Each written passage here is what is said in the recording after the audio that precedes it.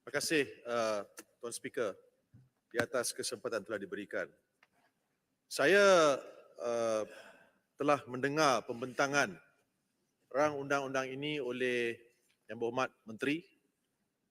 Saya percaya beliau merupakan seorang peguam yang handal. Timbalan Menteri merupakan Yang Berhormat Bukit Gulugur juga merupakan seorang peguam yang handal.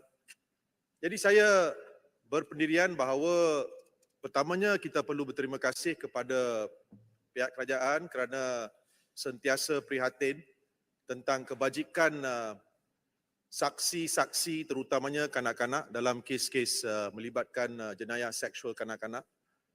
Langkah ini sepatutnya memang diambil bagi perlindungan kanak-kanak yang telah pertamanya menjadi mangsa sesuatu perlakuan seksual yang menjadi jenayah yang dituduh di mahkamah, dan selepas itu perlu mengharungi tiap-tiap langkah sehinggalah kes itu dibicarakan, disiasat, mungkin dibawa ke hospital untuk mendapat keterangan DNA, darah dan sebagainya, dan selepas itu perlu dihadapkan ke mahkamah, perlu hadir di mahkamah beberapa kali untuk mengharungi perbicaraan.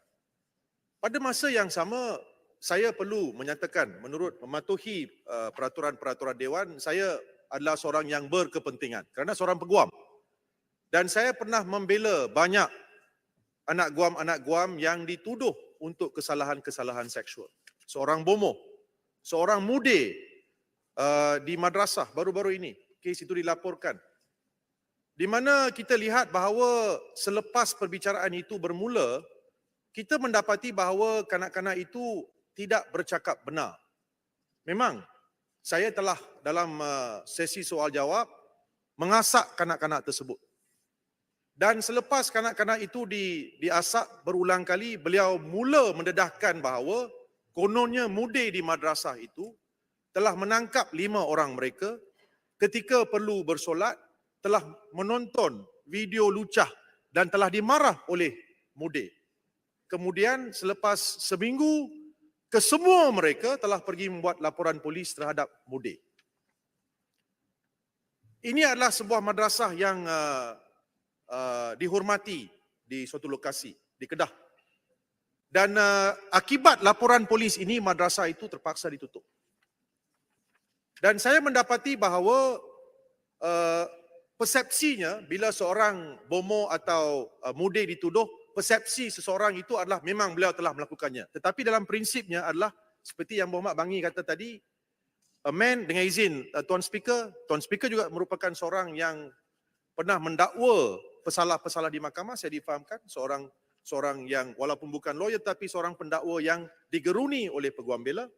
A man is innocent until proven guilty. Seseorang itu tidak bersalah sehingga didapati bersalah. Saya cuma tidak mahu pindaan undang-undang ini menyebabkan seseorang tertuduh itu dinafikan hak perbicaraan yang adil. Bayangkan, muda itu dituduh di mahkamah, selepas dituduh dihadapkan ke mahkamah session, dinafikan jamin. Telah berada di penjara Alostar selama 6 bulan sebelum Mahkamah Tinggi Sungai Petani membenarkan permohonan jamin saya. So saya tidak mahu. Dan selepas perbicaraan, tiba-tiba timbalan pendakwa raya selepas perkara ini didedahkan, selepas 3 atau 4 saksi dipanggil, menarik balik semua pertuduhan-pertuduhan terhadap muda tersebut. Bayangkan, muda itu solat sujud di mahkamah.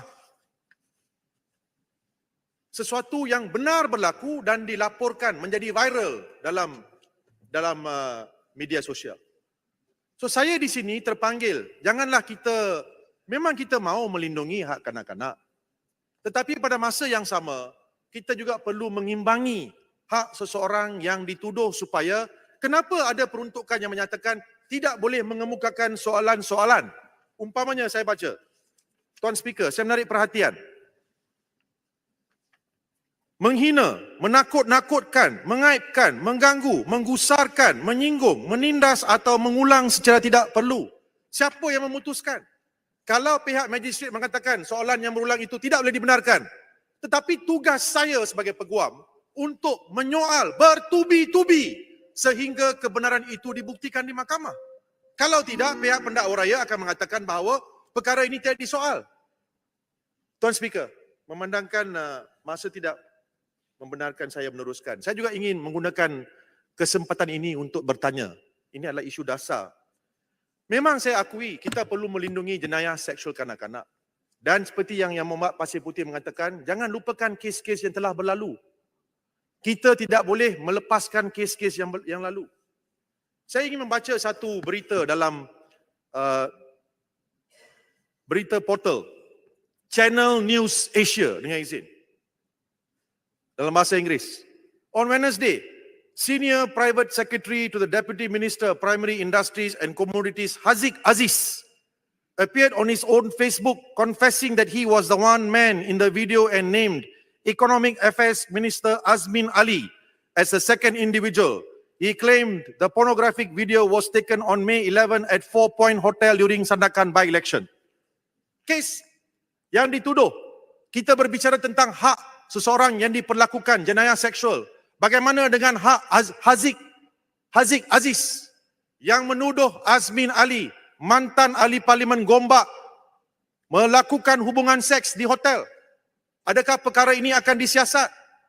Saya mohon penjelasan. Adakah mereka akan dituduh? Orang-orang ini akan dituduh. Saya memetik ucapan Yang Berhormat Pasir Mas tadi. Perlakuan-perlakuan seksual yang telah berlalu jangan dibiarkan. Jangan kita lupa.